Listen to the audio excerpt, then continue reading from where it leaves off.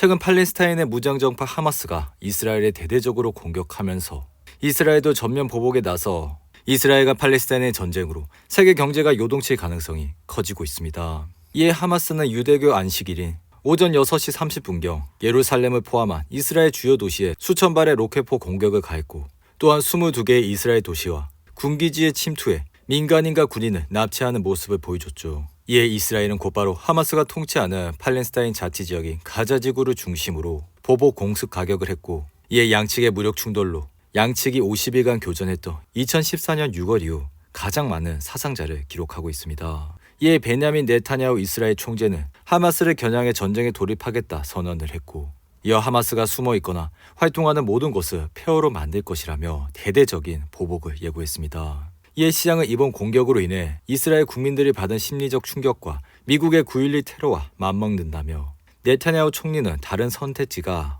없다고 분석을 했고, 이에 미국과 영국, 유럽은 이스라엘에 대해 변함없는 지지를 약속하면서 바이든은 이날 미국은 이스라엘과 함께하며 모든 필요한 수단을 제공할 준비가 돼 있다 밝혔습니다. 한편 하마스는 팔레스타인의 이슬람 무장 조직이며 팔레스타인의 위치는 중동의 이스라엘 옆이라 할 수가 있는데, 그래서 이처럼 지속적으로 이스라엘과 치열한 전투를 하고 있다 할 수 있습니다. 하지만 이러한 팔레스타인은 이스라엘이 강제로 영토를 빼앗고 거기에 원래부터 살고 있던 중동 사람들을 팔레스타인이라 부르기 때문에 나라는 아니라 할 수 있는데, 이에 그들은 이스라엘의 일부 지역에서 자치 정부를 가지고는 있지만 이 정부가 이스라엘의 행포를 힘없이 받아주고 있기 때문에 국민들의 불만이 커지고 있었다 할 수가 있죠. 그리고 팔레스타인은 이스라엘의 왼쪽에 있는 가자 지구와 오른쪽의 서한 지구로 쪼개져 있다 할 수 있는데, 특히 가자 지구에서 불만이 더 컸기에 이곳 주민들은 팔레스타인 정부가 아니라 하마스 조직을 더 지지하고 있었습니다. 이에 따라 하마스는 처음에 무장 단체였을 뿐이지만 그로 인해 정치적 영향력까지 갖게 되었다 할 수 있죠.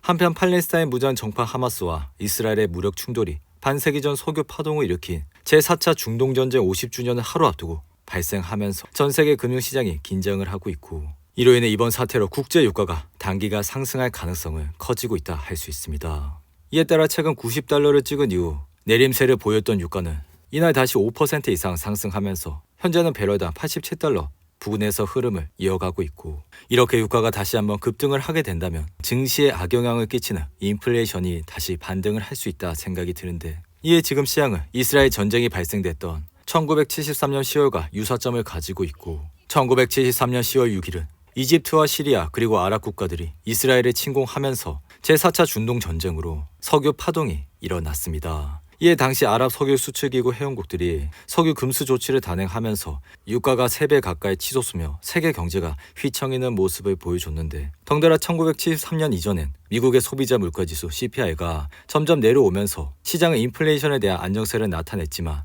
10월 6일을 기점으로 그 이후 CPI는 지속적으로 상승을 하면서 1974년 12까지 올라오는 모습을 보여줬습니다. 그리고 이러한 기간 동안 S&P 500 지수는 지속적으로 하락을 하면서 1973년 10월 111을 찍은 이후 1년 뒤 60선까지 내려오는 모습을 보여줬는데, 다만 지난 1973년은 석유 수요가 급증을 하고 있어 유가가 금융시장에 미치는 영향이 컸고, 현재는 석유 소비 증가세가 완만해지면서 앞으로는 조금씩 둔화할 것이라 예상을 하고 있지만 적어도 유가는 100달러까지 오를 것이라 생각이 듭니다. 한편 증시는 이스라엘 전쟁 1년 뒤 바닥을 찍고 다시 반등을 하는 모습을 보여줬는데, 하지만 만약 1973년 10월과 같이 석유 수출 국가들이 일방적으로 석유 가격을 70% 이상 인상을 하게 된다면 증시 또한 굉장히 어려워질 것이라 생각이 듭니다.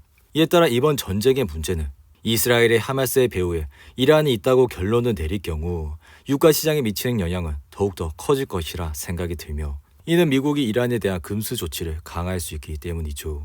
반면 최근 미국은 에너지 가격 안정화를 위해 이란산 원유 우회 수출을 용인하면서 올해 이란산 원유 생산량은 하루 70만 배럴 가까이 늘었는데, 하지만 미국이 이란에 대한 제재를 시행하게 된다면 유가의 상승과 더불어 러시아의 영향력이 커질 수 있어 다시 한번 유가발 이슈가 커질 수 있다 할 수가 있습니다.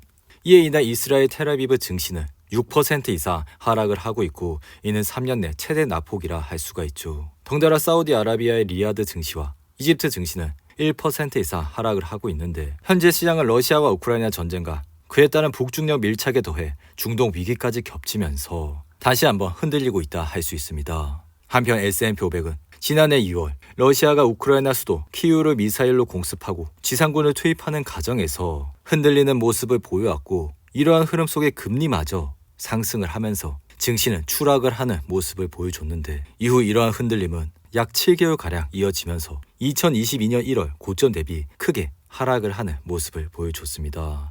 그리고 지금 시장은 하마스가 이스라엘을 기습 공격하며 이번 주 미국 증시는 새로운 지정학적 불확실성에 직면할 것으로 보여지는데, 이에 따라 이미 금리 상승으로 흔들리고 있는 금융시장이 요동칠 가능성이 크다고 할 수 있습니다.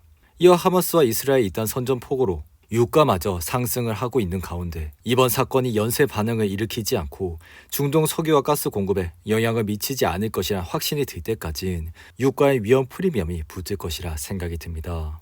한편 지금과 같이 지정학적 리스크가 높아지며 금과 달러와 같은 안전자산에 대한 매수세가 들고 공격적으로 매도된 미국 국채에 대한 수요가 증가하면서 금리는 떨어질 수 있다 생각이 드는데, 이에 이날 미국 10년물 국채 금리는 1% 이상 하락을 하면서 현재는 4.73%에서 흐름을 이어가고 있다 할 수 있죠. 오늘도 6분이 넘는 긴 영상 끝까지 시청해 주셔서 감사하고요. 가시기 전에 구독과 좋아요 잊지 마시고, 그럼 저는 다음 영상에서 찾아뵙겠습니다. 감사합니다.